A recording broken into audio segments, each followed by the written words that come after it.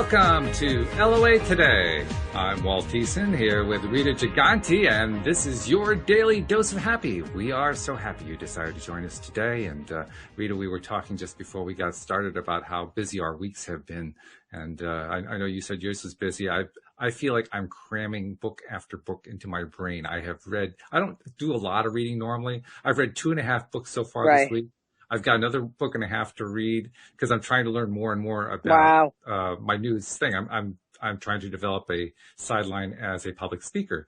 And I tell you, I had no idea there was so much involved in it. I mean, seriously, if you dive deep into this, there is a lot of stuff. So if it seems at some point like my brain waves are fried, you'll understand why. Yes. So, anyway, I wanted to get started with a message that we received from a listener who listened via YouTube. She left a message after the show last week, and she was asking about hypnotherapy or hypnotism actually, because she indicated that she had gone to a session and the hypnotist had been unable to completely bring her into trance and told her that there were like 5% of people who just wouldn't go into trance. So she was asking about that. And I knew that I wasn't going to be able to ask you and Linda about it. And Linda can't even join us today anyway, so I wouldn't be able to ask you about it till today. So I reached out to a former co-host named Wendy Dillard, who used to be with me about 2.5, 3 years ago for about a year. And she is a hypnotherapist, so that's why I figured she'd be a good person to answer the question. And so here's what she had to say to Sarah. And then afterward, I'm going to ask you for your take on it, because I know you have some background with it as well. Sure. So she says, Sarah, everyone goes in and out of trance multiple times a day, but we're usually not aware of it. Let me begin by explaining that there are 4 levels of brainwave states. Alpha is the state you're in when you're wide awake. Beta is a light trance state that you're in when you're doing a routine task. An example would be when you drive from work to home and you barely recall the driving experience. This happens when you've taken that same route many times and your unconscious mind does it on autopilot. Third is theta. That's a deep trance state where you're not asleep, but incredibly relaxed. This is the brainwave state you're in while dreaming, as well as the trance state that hypnotherapists use for guiding your unconscious mind to make specific changes. And this deep trance state is also experienced naturally right before you fall asleep and right before you wake up. And then the 4th state is delta. That's the brainwave state where you are sound asleep. So another way of explaining being hypnotized is being in the theta trance state.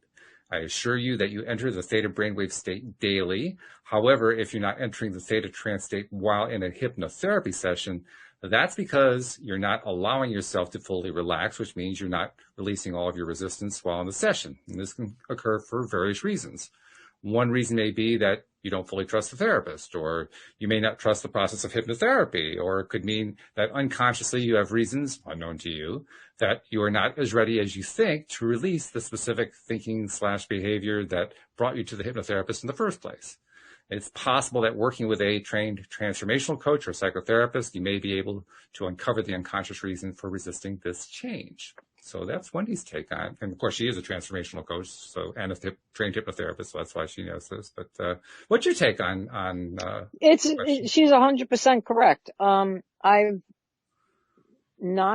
always had someone experience something when I've done it, but that doesn't mean there aren't people out there. I've had people come in and, it took a while, we'll say, for them to be able to get into that place, but, they got there. So, when we daydream, we're in a hypnotic state.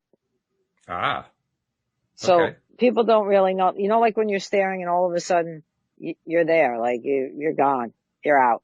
That's it. That's you're in a hypnotic state right there. And sometimes that happens because there's so much going on in the life that you need to check out for a minute, like even 30 seconds or so. The brain just goes somewhere else.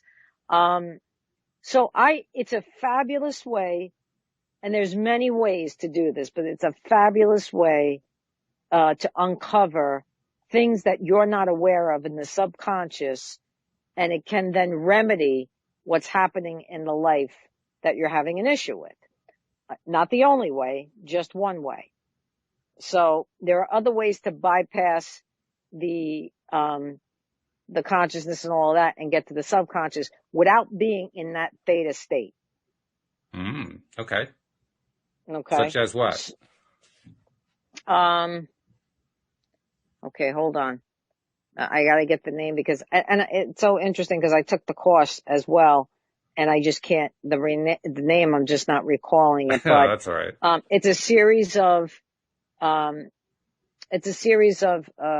working with the person. They're fully awake. They're not in a trance state or anything, but you're using their body. I'm sorry, it's called Psych K. Psych K. And you're using their body, to help them. So you're doing like, kinesiology. You're using kinesiology to help bypass, the conscious to get into the subconscious, but they're still fully aware. They're not in that state of, they're not in that theta state, so to speak, but you're still able to make the changes for people. So it's like a halfway state? What is it? It's not even no, you're fully aware and you're participating. Okay. But you're doing it in a way they use a big muscle group, which is your arm, to show you, and then they put you in certain positions, and then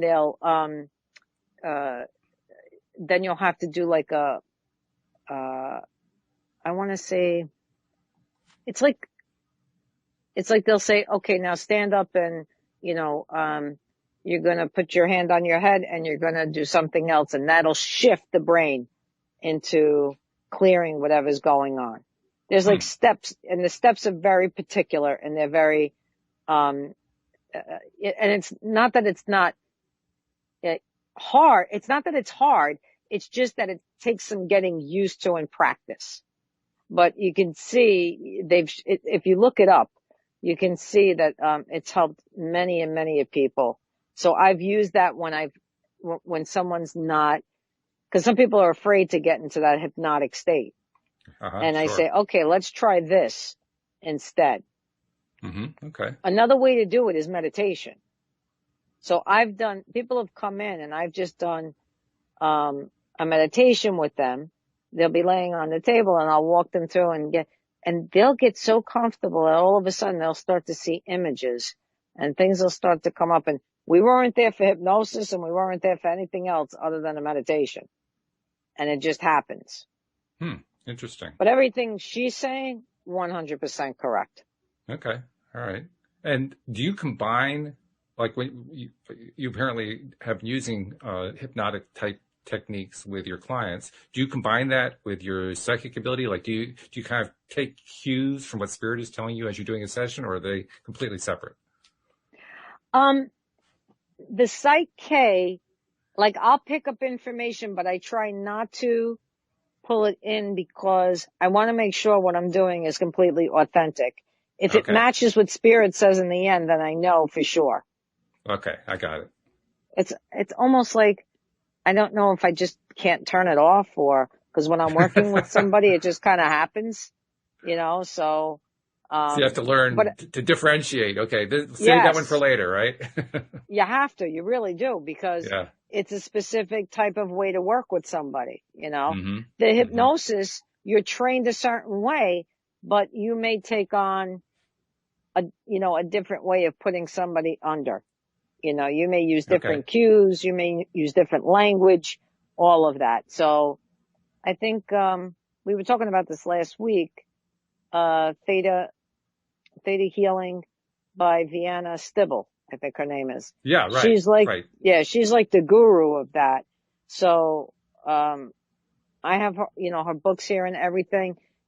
Everybody's different in how they approach it.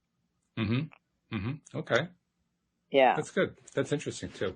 I guess the other question that would kind of be on people's minds is, people have seen stage hypnotists who, they'll get people up on stage and they'll put them into a light trance, and then they'll get them to, dance like a chicken or something. They'll make them look silly for the amusement of the audience, and everybody knows they're going to do that. But I'm wondering if that kind of affects the mindset of somebody who's going to a hypnotist for therapeutic purposes, just because they may have been aware of Yeah, something of like course, that. because like that's like, they staged it, they're this, Right. they're that, who knows? I mean, I know people that can go under very easily.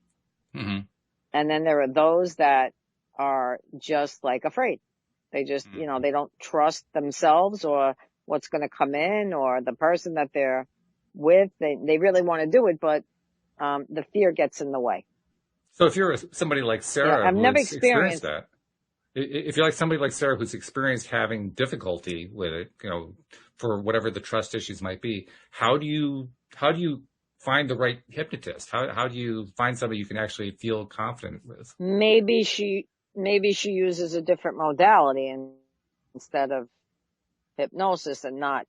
In other words, if it's going to give her that much anxiety, it's not worth pursuing unless she's willing to continually try to get into that state. So I would say try something like Psych K because you don't have to be in that state. And that may make Yes. her so comfortable that it'll just begin to happen. Mm-hmm. Okay. We want to Okay. take the path of least resistance to get to where we want to be, True. Yeah. you know? Yeah, that's true. It's too easy to get Yeah. wrapped up in, oh my God, I'm so stressed out over what it is I'm trying to do here to make myself feel better, which is not exactly the most conducive Right. way, shall we say? So, okay, good. That's very Exactly. good. Exactly. That's why I tell people don't stress because there's so many things out there. You'll find what works for you, or it'll Hmm. find you, I should say, one Well, way or the other. I did add a reply to Sarah's original comment on YouTube. So she has already gotten Wendy's response, but I'll add that little bit in about if it really is Okay. stressful, consider, doing another modality. Make it easy on yourself. Because like you said, why make it hard? Why make it I've had painful? somebody come in, petrified of it, and I'd say to them, would you like to try something else? And they'd say, no, I really want to try this. So I listen to spirit and take the cues of, okay, how's the best way to do this without making them feel, you know, uncomfortable or, they don't feel safe and everything. And again, sometimes it's just beginning with a meditation Mm-hmm. and getting them Okay. really, really comfortable. Yeah. It's also the setting. It's also the table they're laying on. I know there's people covered with like a blanket and have their head on a pillow react differently Really? than Okay. people that don't do that, and vice versa. Hmm. There are people that say, I don't want anything. It really all depends on the individual. Yeah. Well, it makes sense. We're all different. So, yeah, you have to kind of Right. find what fits for that particular person. So, okay, good. That's good information. And then Yeah. we have another email that came from Bridget, I believe. And she wrote in to say, first, thank you all. Every day of the week, every soul on here has helped me in a lot of ways. And she said, thank you, Rita, and to Dean, the military psychic who was on that one day. She says, you guys were dead on last time when I asked a question. And I knew you would be, but maybe new listeners might want to know that they're the real deal always. So anyway, I have been having my vibe go up and down, which I know is normal, but at times recently I'm more down. So I'll do things you guys have said on the podcast have helped you all raise your vibe, and a lot have helped me also. I was just wondering if anything is coming through to Rita as to why this is happening. I think it's because I'm not working at the moment. Yeah, And I feel like I'm not. What's that? I can tell her exactly, but go ahead. Oh, okay. Well, I'll finish the message, then you can tell her. So I think it's because I'm not working at the moment, and I feel like I'm not helping people. Also, it may be the same as the risotto effect, something we talked about on the show earlier this week, since we're inside a lot. I know there's the internet, but I don't feel the community sense as much that way. So is there anything coming through that I should be doing more of, or just doing, period? And thank you for everything, y'all. I really appreciate it. So there you go. You're on. Okay. So there's at least 4 things I can relate to her. One is 100% COVID. Okay. People, not being able to be with other people, the anxiety of the COVID cases going up, the anxiety of the, the vaccine coming out and taking the vaccine, the anxiety of the people who, who quote unquote lost the election because Trump is no longer the president, but there's still a lot of shit going on around that is creating the craziness. That's, that right off the bat. Yes, when someone feels like they're not helping, I get this way, especially if I don't work enough, that makes me crazy. It's like, wait a second, that gives me my high. I need my high kind of thing. So what Spirit has helped me with is, they know I like, good books, like funny books, like books that are, take me out of my head and into a different story, period books, things like that. So, find a good book, I know everybody's watching TV, but, look for different things. Look for things on YouTube that will maybe inspire you. Cause there are, other, interests that may be on YouTube that people, and the fact that, the planets lining up and it hasn't happened this way in the last 800 years has proved to be a huge effect on people, and everybody's reacting differently to it. And so that plus her trying to, it's like we're all trying to get regulated with all of this energy going on and still trying to get to the fifth level, the fifth dimension, right? So you're going to be like this up and down, up and down, up and down until you get regulated. The reason why everybody's having such a hard time is because, especially if they're an empath, is because they're having to not just deal with their energy, but everybody else's energy around them.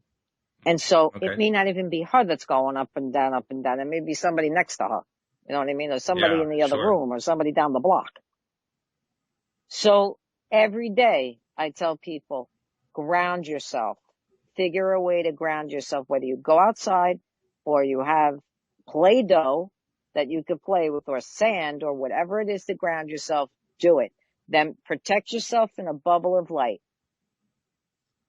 And then, imagine that bubble being sealed with whatever color you feel comfortable with. I don't care how you do it. You can put barriers up. You can do it all kinds of ways. There's no right or wrong way to do it, but you have to do it every day.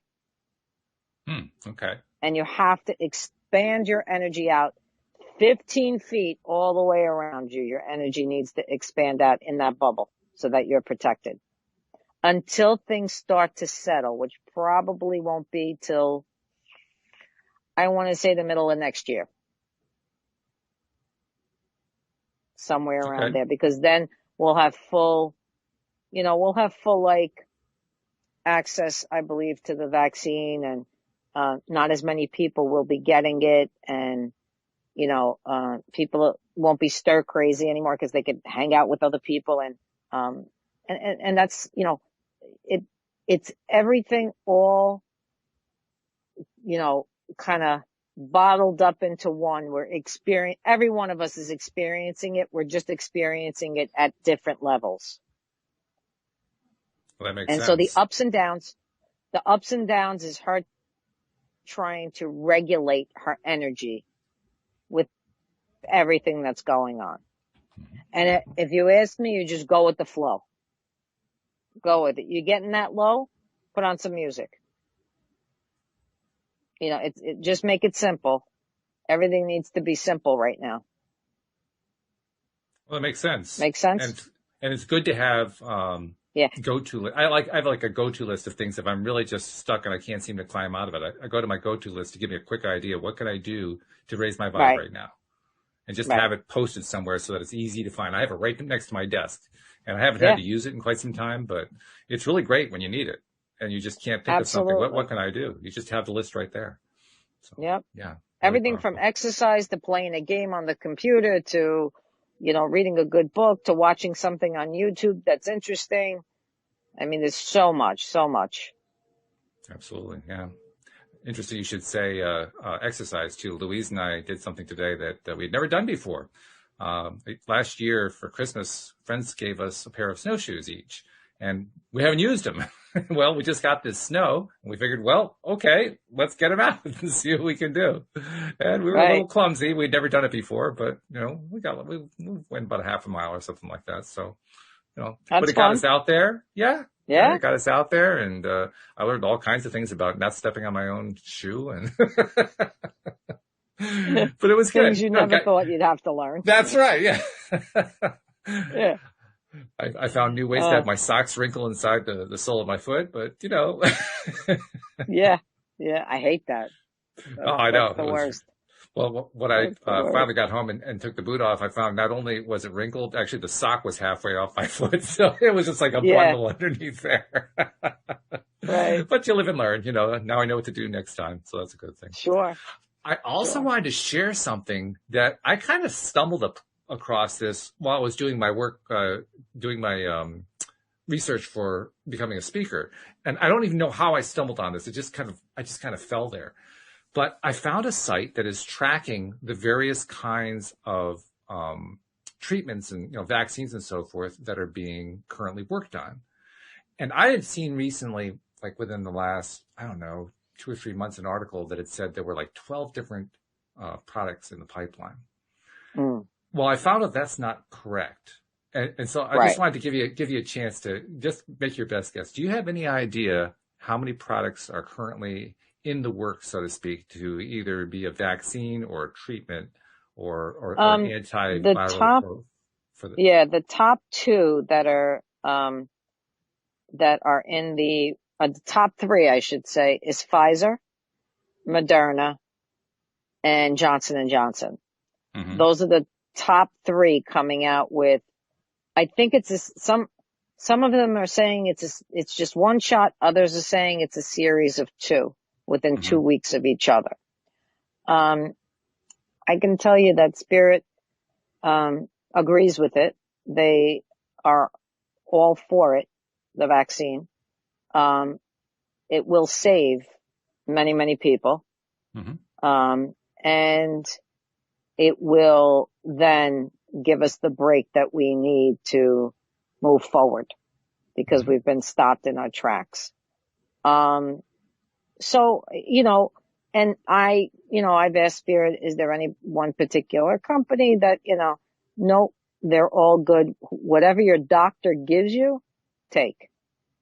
Mm-hmm. If you trust your doctor, you go and you get it and be done. And of course, the Pfizer and the Moderna are the ones, and I guess Johnson & Johnson as well, are the ones that they're fast tracking. They're trying to move it up quickly, kind of. Spirit said, the only other fast track, and it was 4 years, was mumps. Mm-hmm. Mm-hmm. That's it. This is the fastest. And maybe chickenpox, but still it was like a 4-year thing. But this is going to be the fastest, the record that, we will get, but it's absolutely essential in order for us to move forward. So, it's, they're asking us to trust, if you can, to trust it and trust them that they wouldn't bring something to us that wasn't good. That's good. That's good information to have. 95% efficacy is like unheard of. Oh God, yes. Yeah. The results that these are getting are really remarkable. Unheard of. Yeah, so really remarkable. To me, it's a gift. They're giving us a gift. I'm sorry, I cut you off. Go ahead. That's right. No, well, I was going to tell you the amazing part of what I found on this website. This is a website that tracks biotech companies. Yeah. And what they've done is they put together a scoreboard to track all of the known vaccines, antivirals, treatments, and so forth that they know about that are in the pipeline. And do you have any idea how many of them there are total?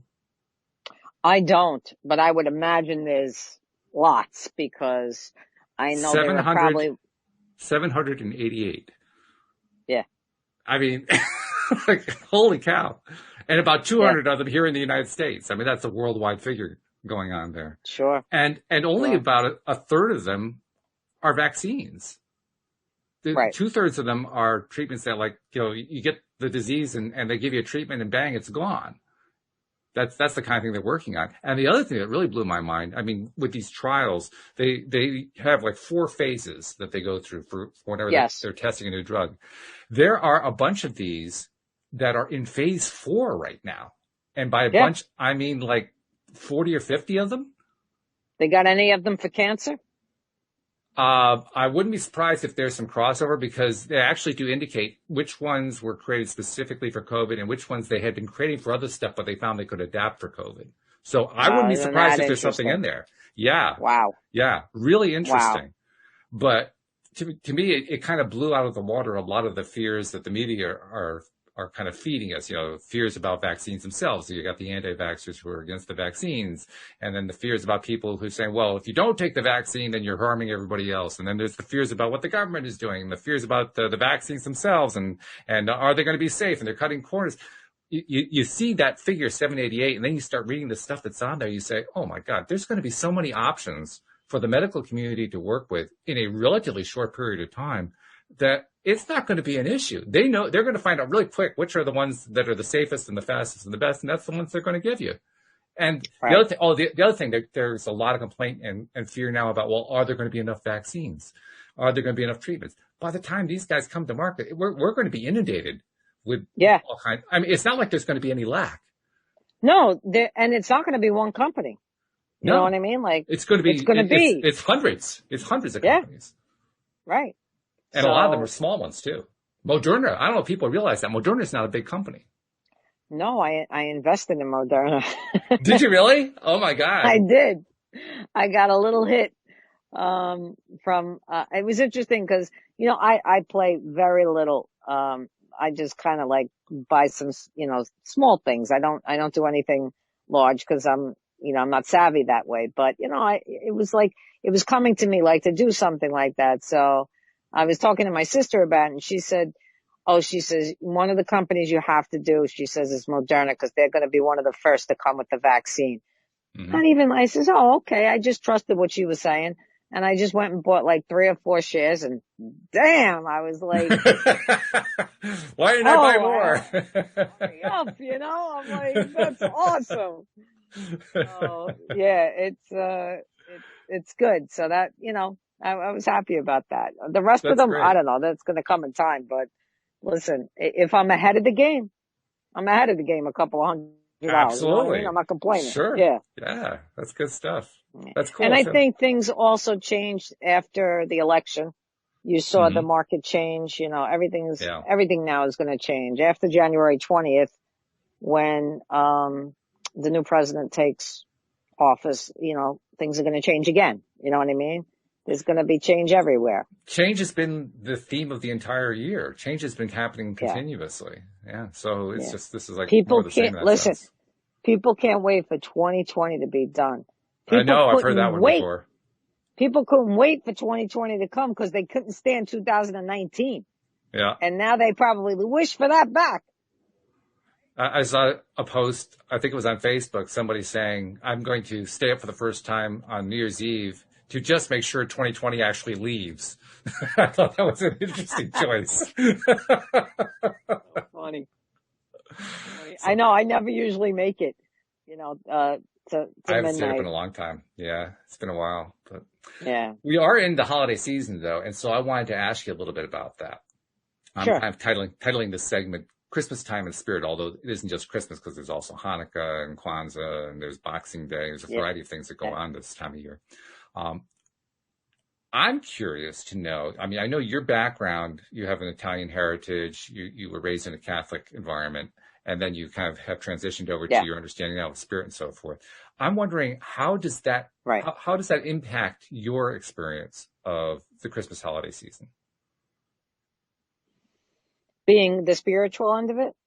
Yeah, I mean, because has it shifted your way of thinking about it? I mean, like for myself, I'll go off with myself first. For me, I was raised in a Protestant Christian environment. I kind of left all that when I was in my teens, but I've always celebrated Christmas since then, not really from a religious perspective, but just because I think it's a wonderful time of giving, and I love, all the positive aspects of it. So that's the way I've always felt about it. Yeah.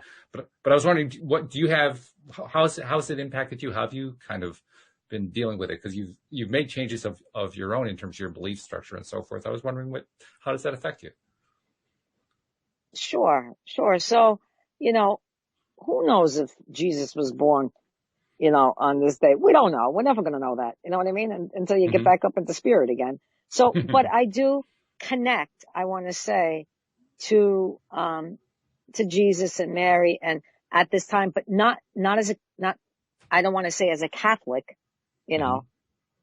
I want to say, just as for me, it's just celebrating life.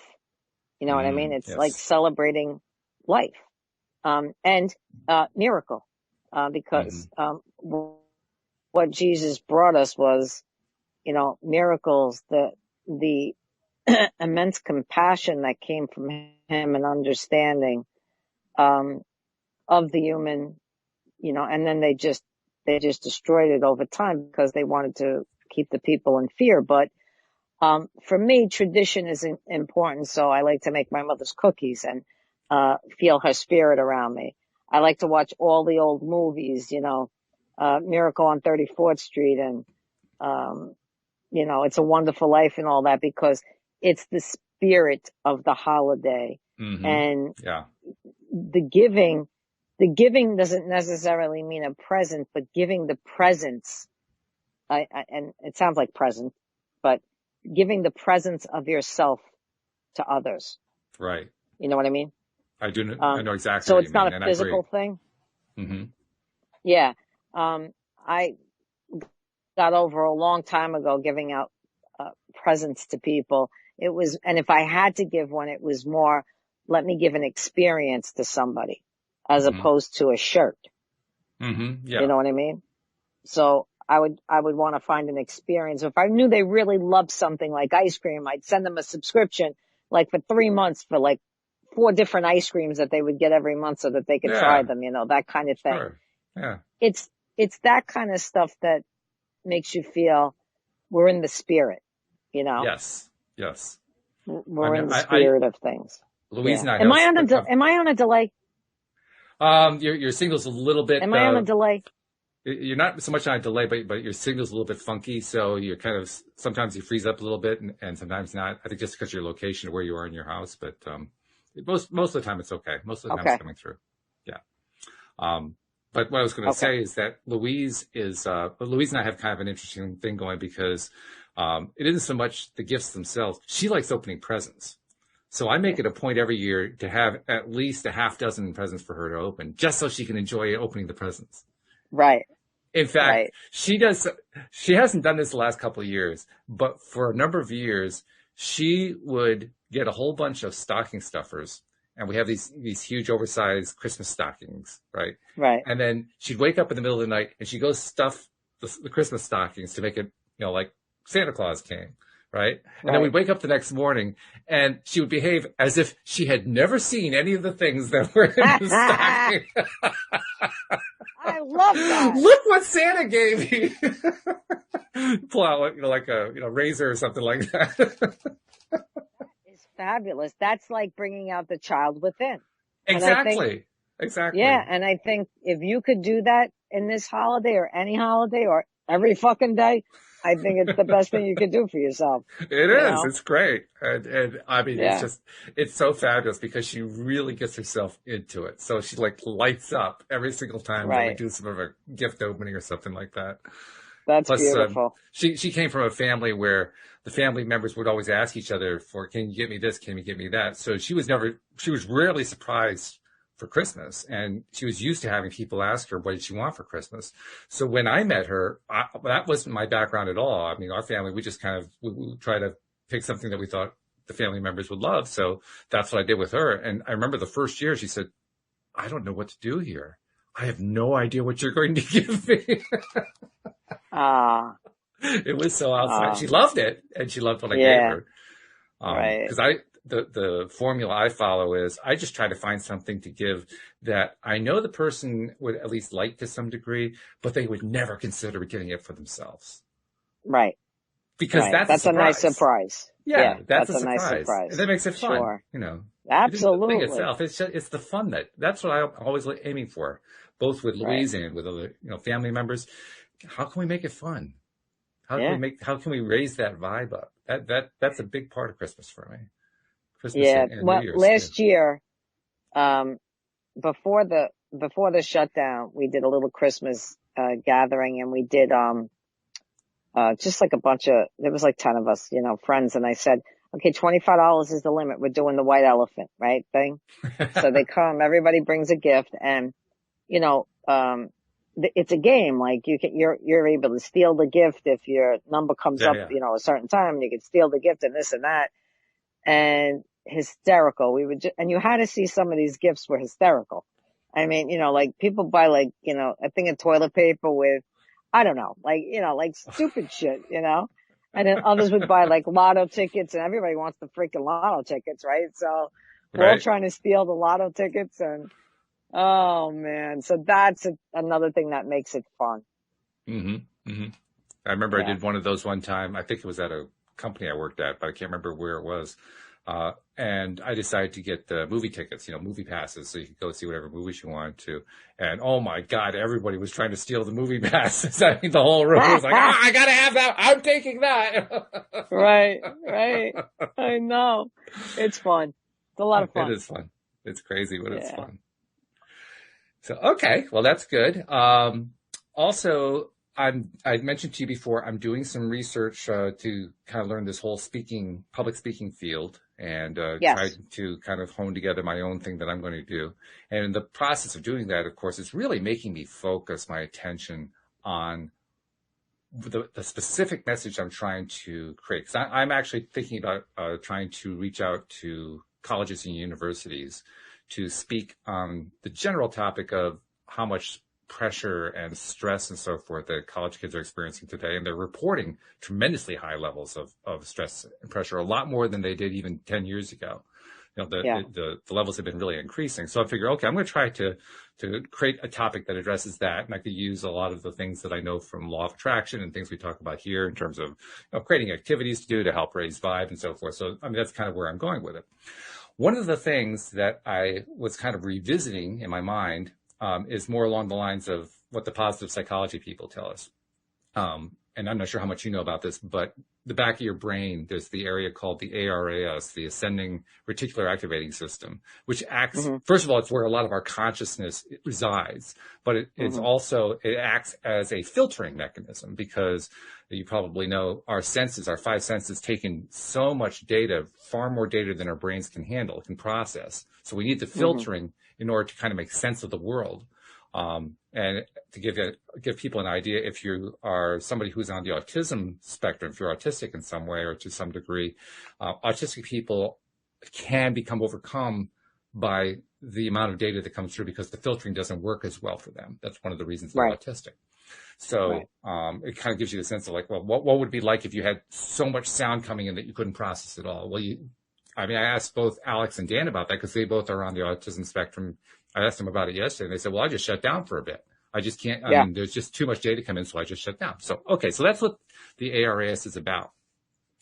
And what I was trying to tie it into in formulating my talk was the idea that what we talked about a lot here on the podcast, how, we put out, we're trying to manifest something with the law of attraction, right? And so we put out there, here's what I'm looking for and so forth. And then signs come our way, signals come our way. And sometimes we miss them. Sometimes we see them, sometimes we miss them. Sometimes the thing actually shows up and we don't even notice that it showed up or that we even asked for it previously. Right. And so I'm kind of tying that to the scientific thing of the ARAS, the filtering mechanism, because we filter stuff out. If we're not, it's like the old classic example of the car. You go to a car dealership and you buy a blue Honda Civic. And suddenly, as soon as you drive it off the lot, everywhere there are blue Honda Civics. They weren't there before. Well, actually they were, but you weren't seeing it because your ARAS was filtering it out. But now that you've kind of reprogrammed your ARAS, now, okay, every time you see a Civic, it's coming through. So kind of as an example of that's a way that we filter out stuff that we really want to have coming into our experience. So I'm kind of curious, can you talk both from a spirit point of view and also from your point of view as a psychic, about the various signals and signs we do get along the way, the ones that we ignore, and what it takes to be more present and be more aware to notice what it is that we asked for that actually came our way. Yeah. So I can tell you that when I ask for something, I have to command the energy in a way that lets them know I need an answer, and I need it to come like a brick building fell on me. Don't give me like little fairy dust. Give me something where I know for sure that everything is okay. Okay? You got to make it obvious. So, and it's how you put it out there. Now, the reason we miss sometimes is because everyone is so caught up in so many different things, aspects of their life, they don't take the time to just go within to get an answer. Or they're afraid of the answer.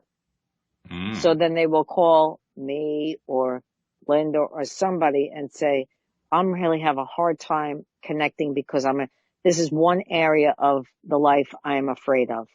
And I don't know if I'm ready to hear an answer. Can you help me with this? And so instead of taking their power from them, what I do is walk them through the process of what they're afraid of, give them a scenario to look at, and then ask them how they feel about it, instead of me always telling them what it is from spirit, right? But if spirit says, listen, we need to get rid of the anxiety ASAP, just tell them everything is okay, and this is what you got to tell them, then I do it. But I would prefer to empower somebody. But we miss it because we're too busy. Nobody knows how to. COVID was supposed to help everyone readjust their energies and go in and reevaluate their life. That's part of the reason why.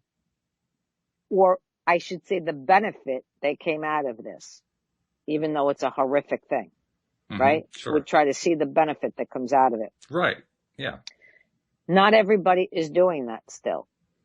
They're on a rampage with, politics. They're on another rampage with, I don't know, family members. They're on it could be anything. So it's so easy to miss. There's signs every single day, probably most of the day. And don't go like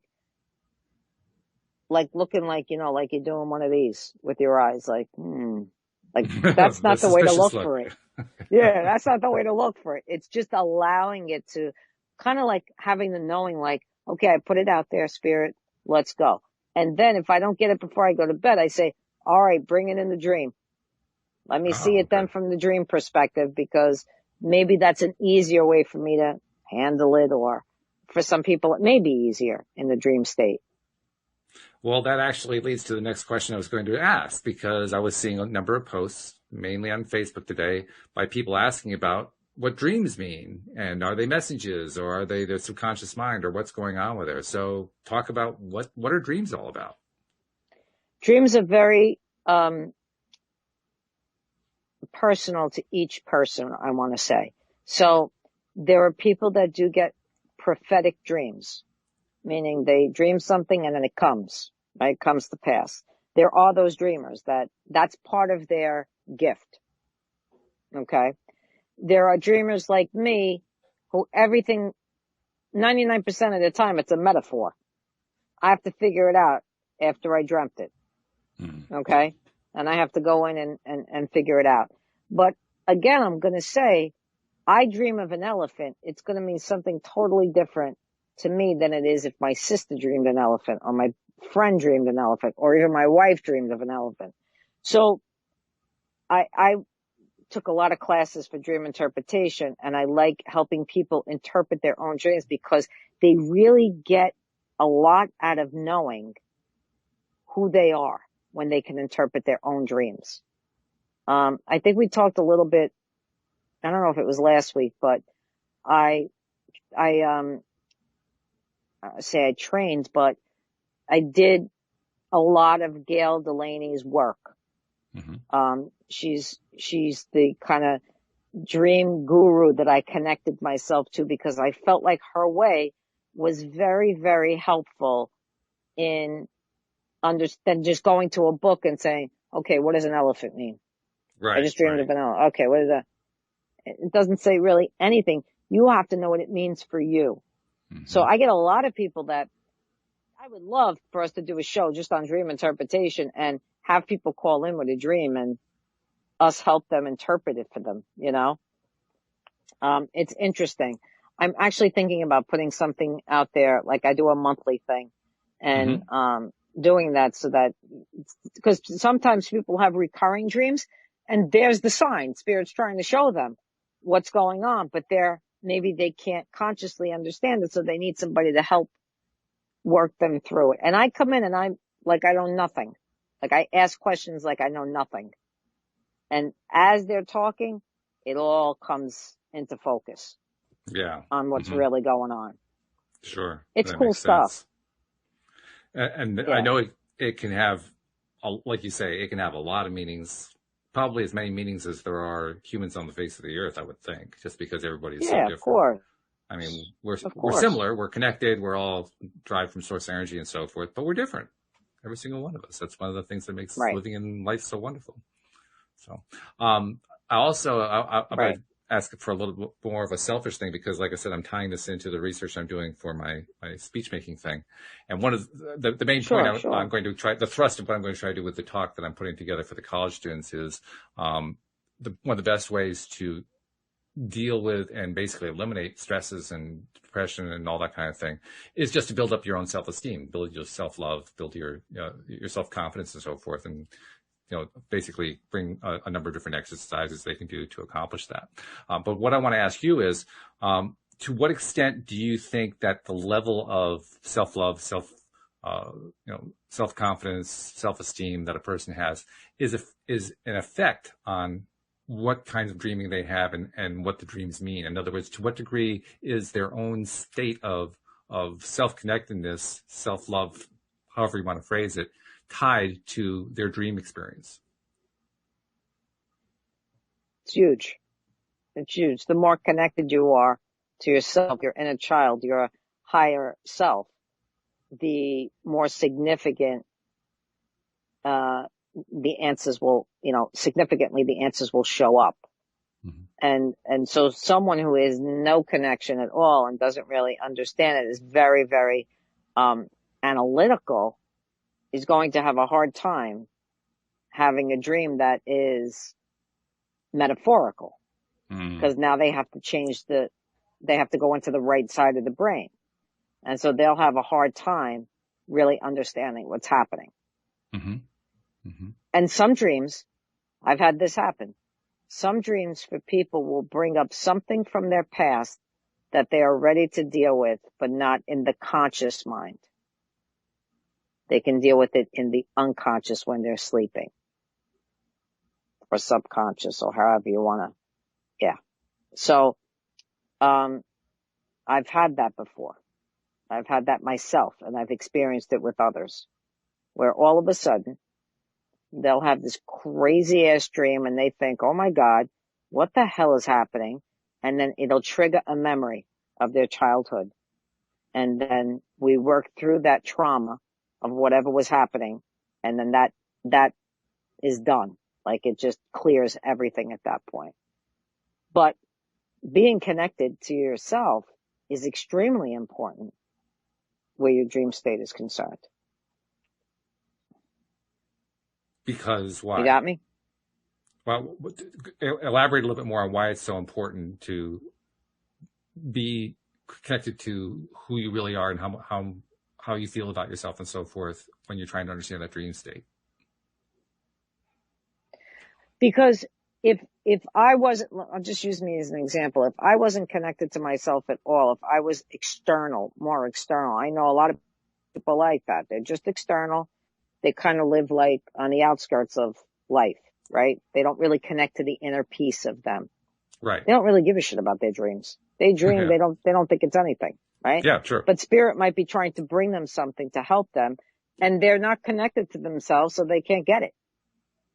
So the more connected you are to you, the easier it's going to be to see, oh yeah, okay, Spirit brought that to have me figure that out. And you get it, understand, this is something that I've learned over the years. I'll get up from a dream and I'll go, okay, that was just like nonsense. Like that was just shit, like from the day coming through. And then I'll get up from a dream and I'll go, oh, wait a minute. That is like significant. I got to remember this. I got to write it down. Someone who's not connected would blow that right out. They wouldn't even think to look at it. Yeah. You know? So I guess that naturally leads to the question, when should you work with somebody who is trained in this? It sounds like anybody could be benefited by it, but those who are more along the lines of the analytical types maybe get the most benefit out of having somebody work with them, I would think. Yes, because, or someone who can help them connect to their higher self, their inner, their soul, their inner child, all of that.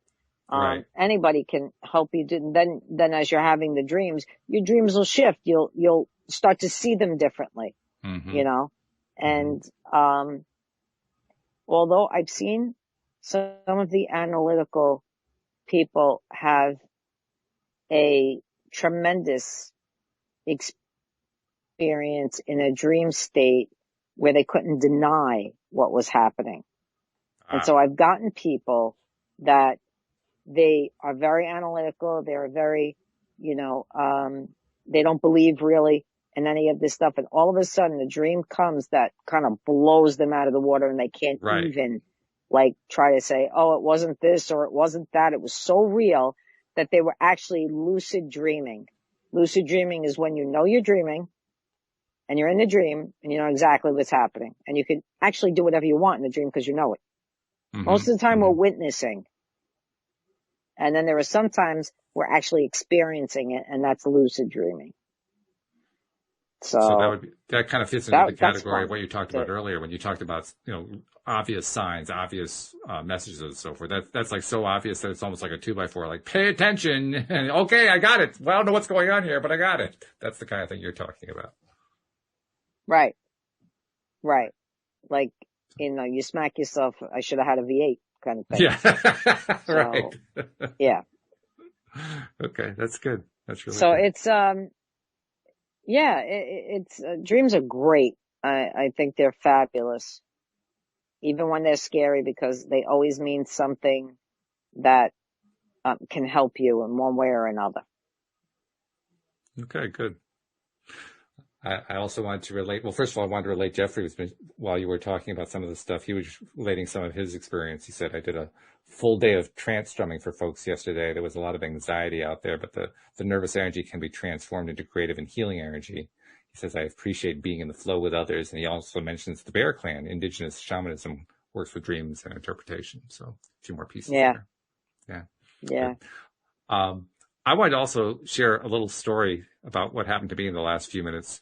Well, it didn't happen in the last few minutes. I want to share it in the last few minutes of the show, but it happened earlier this week. Actually, it happened late last week. In fact, you'll remember last week I started off the show that I did with you and Linda saying that I was all aflutter. I was like, I was kind of out of alignment and so forth. And here's why I was, because I had just gone through that particular experience in pursuit of my potential new speaking career. I had been reaching out to teachers of various kinds, and I had reached out to this one group. And I think I'll name them just because I think it's good to know who it is that we're talking about here. I think they're probably pretty good people. They're under the name The Speakers Lab. And I went to one of their webinars, and I had a little bit of a uncomfortable process that I wanted to tell you about. Because what they were doing with that particular webinar, they wanted to get you into a coaching program, like a $5,000 coaching program, which I wasn't against doing, but, you know, I wanted to really feel good about doing it, right? And they pulled something that I didn't really like a whole lot. They gave me a really hard sell, hard close before I'd had much chance to process it. And to kind of summarize what had happened really quickly without getting into all the details, at one point in the conversation, I was really close to kind of going with it, but I just felt so uncomfortable without hard close. And the guy said to me, well, you do trust us, don't you? I said, I barely even know you. I've talked to you for 30 minutes here. I mean, that's how much I know you. And as I said that, I realized that was the issue. I mean, they were pushing so fast, so hard that I didn't have time to process all the things that I wanted to process. I had questions I wanted to ask. Well, I ended up resolving it I didn't actually sign up for the deal with them. The guy who founded their company had written a book, and I ended up finding the book, and the book had the answers to most of the questions I wanted to ask anyway. So I ordered the book first. I said, I'll get back to you about the coaching later. I just need to get this stuff answered first. And the book was great. The book was really, really good. The guy's name is Grant Baldwin. And if you're interested in public speaking, I thoroughly recommend it. But I bring that up because it was an example of me doing something I had not normally done in the past. In the past, it would have been pretty easy for me to just kind of go with, even though I wasn't feeling good, to go with it anyway, because it sounded so good and so forth. But this time I did something I don't normally, or haven't normally done in the past. I listened inside. My inside was saying, oh, this really doesn't feel good. And I went with that. I said, I paid attention to that. And I'm glad that I did. Awesome. Yeah. Anybody that tells you, don't you trust me? Don't you trust us? Anybody that says red that, flag. I mean, he just killed himself right there. He did. He really did. Yeah. That was wow. Okay. But there was also a funny part that went with it. And I wasn't going to tell you the funny part.